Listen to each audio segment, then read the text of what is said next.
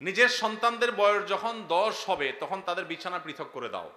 এক কম্বলে এক কাঁথার নিচে দুজন ঘুমাবে না, তখন আলাদা আলাদা হবে। যদি বিছানা পৃথক করা বলতে আলাদা খাট, আলাদা চকিতে শোয়ানোর মতো আর্থিক সঙ্গতি না থাকে, তাহলে একই কক্ষেও যদি থাকে তো মাঝখানে পার্টিশন থাকবে, কোলবালিশ যাতে কিছু থাকবে, আলাদা কম্বল কাঁথা থাকবে, একই কাপড়ের ভিতরে বা একই কাপড়ের নিচে ঘুমাবে না। এটা নানাবিধ অনাচারের পথকে উন্মুক্ত করে। আরও আগে থেকে যদি বাচ্চাকে অভ্যাস গড়ে তোলা হয় সেটা সবচেয়ে ভালো।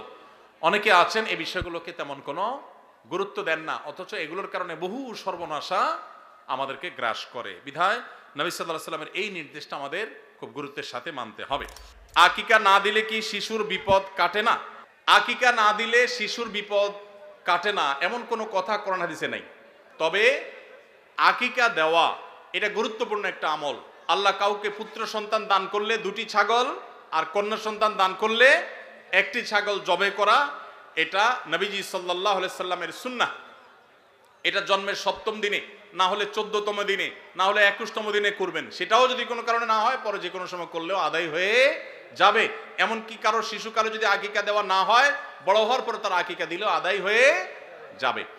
এই আকিকা এটা না দিলে যে বিপদ কাটে না এরকম কোনো কথা নাই। তবে হ্যাঁ, বিভিন্ন হাদিসে নবী সাল্লাল্লাহু আলাইহি সাল্লাম বলেছেন কুল্লু গুলামিন মুরতাহানুন বিআকিকাতিহি, বাচ্চার এটা আকিকার উপরে সে অনেকটা ডিপেন্ডেন্ট থাকে।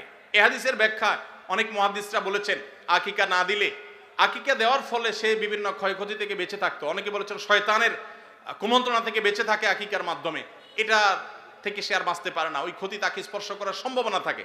তবে কেউ আকিকা দিতে পারলো না, অন্য কোনো আমল করলো তার সন্তানের জন্য, আল্লাহ তাআলা তাকে সেভ করতে পারেন। এমন কোনো কথা নাই যে আকিকা না দিলেই তার সন্তানের বিপদ কাটবে না। তবে আকিকা দেওয়া উচিত, এর মাধ্যমে সন্তান নানাভাবে উপকৃত হয়, নানাভাবে সেভ থাকে, নিরাপদে থাকে। আল্লাহ আমাদের যাদের সামর্থ্য দিচ্ছে তাদেরকে আমল করার তৌফিক দান করুন। মুয়াবিয়াকে কি সাহাবী হিসাবে সম্মান করা যাবে? নাউজুবিল্লাহ, এটা কেমন প্রশ্ন করেছেন? যে ভাই প্রশ্ন করেছেন তার হয়তো জানার ঘাটতি আছে। মুয়াবিয়া রাদিয়াল্লাহু তাআলা আনহু নবী করিম সাল্লাল্লাহু আলাইহি সাল্লামের অত্যন্ত স্নেহভাজন, অত্যন্ত স্নেহধন্য সাহাবীদের একজন। সাহাবী হিসাবে সম্মান করা যাবে কিনা মানে সিনিয়র সাহাবীরা তার জীবদ্দশায় সিনিয়র বড় বড় সাহাবীদের কেউ তাকে অসম্মান করেছেন দেখাতে পারবেন? তাহলে আপনার মনে প্রশ্ন কোত্থেকে আসলো? সাহাবীদের মধ্যে নিজেদের মধ্যে বহু বিষয়ে মতপার্থক্য হয়েছে, এমনকি যুদ্ধ পর্যন্ত হয়েছে। নবীজি সাল্লাল্লাহু আলাইহি সাল্লাম পরিষ্কারভাবে নিষেধ করেছেন যে আমার সাহাবীদেরকে গালমন্দ করবে না, সমালোচনা করবে না। নবীজি সাল্লাল্লাহু আলাইহি সাল্লামের এই হাদিস থেকে বোঝা যায় সাহাবীদের কোনো ভুল, কোনো ত্রুটি হতে পারে মানুষ হিসাবে, কিন্তু হলে সেটার কারণে সমালোচনা করা, গালমন্দ করার অধিকার আমাদের নাই। আপনার বাবা যদি তার কোনো ভুল হয় আপনি কি সেটার সমালোচনা করে বেড়াবেন? সাহাবীদের সম্পর্কে নবী সাল্লাল্লাহু আলাইহি ওয়াসাল্লাম হাদিসগুলো একটা একটা করে পড়ে দেখবেন। এটা দুর্ভাগ্যজনক যে আমাদের সমাজে এই জাতীয় বিষয়গুলোকে নানাভাবে আমাদের সামনে এস্টাবলিশ করা হয়েছে, নানাভাবে। দেখুন, সাহাবীরা সবাই ভুলের ঊর্ধ্বে, সবাই নিষ্পাপ, মাসুম, এটা আহলে সুন্নাত জামাতের কারোর আকীদা বিশ্বাস না। কিন্তু তাদের যদি কোনো ব্যক্তিগত সিদ্ধান্তে ভুল হয়, ইজতিহাদি বুঝার কোনো ভুল হয়, আপনি আমি সমালোচনা করবার কোনো অধিকার নবী সাল্লাল্লাহু আলাইহি সাল্লাম আমাদেরকে দেন নাই। কে সাহস দিয়েছে আপনাকে যে আপনি আল্লাহ নবী সাল্লাল্লাহু আলাইহি সাল্লামের সাহাবীর দোষ বা ভুল চর্চা করবেন, সমালোচনা করবেন?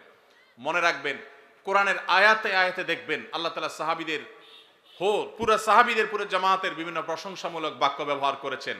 সীমাহুম ফি উজুহিহিম মিন আসারিস সুজুদ তারাহুম রুকআন সুজদান ইয়াবতাগুনা ফাদলা মিনাল্লাহি ওয়া রিদওয়ানা। সাহাবীরা আল্লাহ বলছেন তারা আল্লাহর সন্তুষ্টি চায়, অন্য কিছু চায় না, ইখলাস আছে তাদের, আর আপনি সমালোচনা করেন কিভাবে?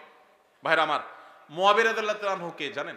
তিনি সেই সাহাবী যাকে নবী সাল্লাল্লাহু আলাইহি সাল্লাম ওহী লেখার দায়িত্ব দিয়েছেন, কাতেবে ওহী। সহজ কথা না। জিবরিল আলাইহিস সালাম যখন নবীজির কাছে ওহী নিয়ে আসতেন, তিনি লেখা জানতেন না, নবীজি লেখা জানতেন না। কত বড় বিশ্বাস করলে, কত বড় আস্থা থাকলে মুয়াবিয়া রাদিয়াল্লাহু তাআলা আনহু লিখছেন, কি লিখছেন নবীজি? তিনি যেহেতু লেখাপড়া জানতেন না, তিনি উম্মি ছিলেন, কি লিখছেন তিনি জানেন না, কত বড় বিশ্বাস থাকলে তাকে দিয়ে নবী সাল্লাল্লাহু আলাইহি সাল্লাম ওহী লেখাইছেন। সেই কাতেবে ওহী, তিনি সাহাবী হিসাবে পরিপূর্ণ মর্যাদা পাবেন। ভাইরা আমার, ঈমান নিয়ে যারা নবীজিকে দেখেছেন এবং ঈমানদার অবস্থায় গেছেন, তাদের যদি কোনো ভুল ত্রুটি হয়ও, আপনার একটা হাদিস সহিহ বুখারীতে পাবেন। নবীজি বলেছেন যারা বদরের যুদ্ধে শরীক হয়েছে, অংশগ্রহণ করেছে, তাদের সম্পর্কে নবীজি সাল্লাল্লাহু আলাইহি সাল্লাম বলেছেন যে আমালু মা শি'তুম কাদ গাফারাল্লাহু লাকুম, যারা বদরে শরীক হয়েছ তোমরা যা খুশি করো আল্লাহ তোমাদের মাফ করে দিয়েছে। আল্লাহ যদি মাফ করে দেয় আপনি সমালোচনা করার কে? আপনার আমার সমালোচনা করার রাইট আছে? এরকম সাহাবীদের নিয়ে এরকম আরো বহু হাদিস আছে, সব হাদিসগুলোকে সামনে রাখলে বোঝা যায় এটা আমাদের ঈমানের যে ধ্বংসাত্মক একটি বিষয়। আমরা তাদের কোনো দোষ কোনো ভুল এটা থেকে শিক্ষা গ্রহণ করব, চর্চা নয়, সমালোচনা নয়। সাহাবীরা ব্যক্তি হিসাবে মানুষ হিসাবে বিশেষ কোনো ভুল কারোর দ্বারা হতে পারে, এটার ঊর্ধ্বে তারা না, তারা মাসুম না। কিন্তু সাহাবীদের যে পুরো জামাতে সাহাবা সেটা মৌলিকভাবে মোটা দাগে এটা আমাদের জন্য অনুসরণীয় অনুকরণীয়। কিন্তু ব্যক্তি হিসাবে ব্যক্তি কেন্দ্রিক ভুল ভ্রান্তি থেকে তারা সবাই ঊর্ধ্বে মাসুম ছিলেন, এটা কারোর বিশ্বাস না। কিন্তু তাদের প্রতি অভক্তি অশ্রদ্ধা, তাদের সমালোচনা করা, গালমন্দ করা আহলে সুন্নাত জামাতের সমস্ত উলামায়ে কেরামের ঐক্যমতে এটি নাজায়েজ, এটি গুনাহ এবং এটি বিভ্রান্তি। সাহাবীদের সমালোচনার এই কাজ শুরু করেছে শিয়ারা সবচেয়ে বেশি। তারা আম্মা জান আয়েশা রাদিয়াল্লাহু তাআলাকে গালমন্দ করে, আবু বকর রাদিয়াল্লাহু তাআলাকে গালমন্দ করে, আলী রাদিয়াল্লাহু তাআলাকে গালমন্দ করে, আর অনেক সাহাবীকে আলী রাদিয়াল্লাহু তাআলা ছাড়া অন্য যে সমস্ত ওমর রাদিয়াল্লাহু তাআলাকে গালমন্দ করে, তারা নবীজির সাহাবীদেরকে গালমন্দ করে। এটা শিয়াদের কাজ। আল্লাহ তাআলা আমাদেরকে এই সমস্ত গুনাহ থেকে বেঁচে থাকার তৌফিক দান করুন।